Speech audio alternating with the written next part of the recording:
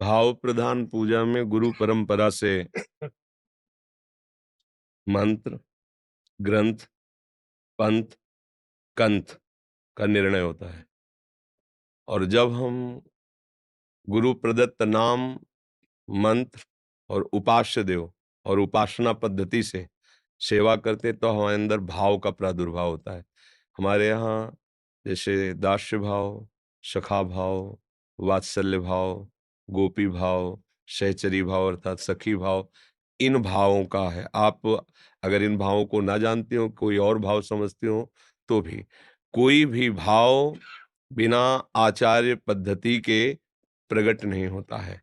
जो हम अभी सेवा करते हैं बिना गुरुदेव का वरण किए, बिना उपासना पद्धति का हृदय में भाव स्वीकार किए, वो हमारी सेवा व्यर्थ नहीं जाती है।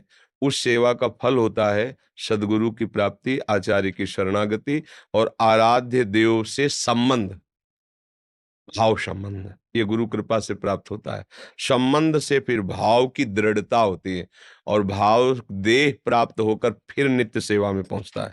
और मनमुखी सेवा में होता है कि आज हमारा मन है भोग लगा दिया, आज मन है नहीं लगाया, आज मन है ऐसा। तो वो मनमुखी सेवा भी शुभ कर्म के अंतर्गत आती है, पर वो भाव देह की प्राप्ति कराने में समर्थ नहीं होती है। हाँ, गुरुमुखी, गुरुमुख से प्राप्त नाम, मंत्र, उपासना पद्धति, इससे भाव का प्रादुर्भाव होता है।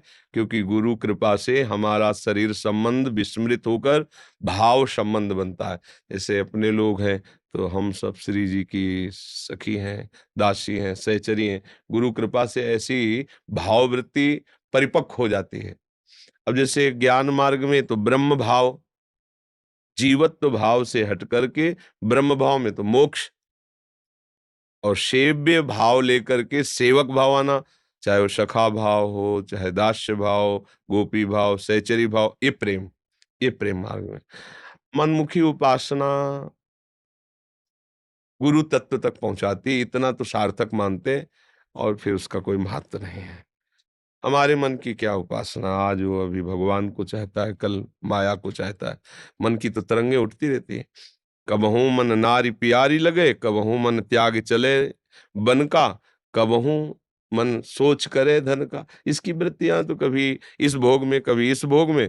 थोड़ा सात्विक वृत्ति आ गई तो थोड़ा भक्ति करने लगा, फिर राजसिक आ गई, भोगों में उतर गया, तामसिक आ गई, निद्रा प्रमाद स्थिति में। वो कोई टिकाऊ स्थिति नहीं और कोई प्रशंसनीय बात भी नहीं है। प्रशंसनीय बात है गुरुदेव की आज्ञा के अनुसार उपासना पद्धति में प्रतिपल अपने चित्त को जोड़ना। भगवान ही गुरुदेव हैं, गुरुदेव ही भगवान है। उनके वचनों के अनुसार चलने पर भगवत कृपा से हमारे हृदय में भाव भाव आया कि सब सिद्धि हो गई। भाव के बिना तो सब कुछ अधूरा ही है। समझ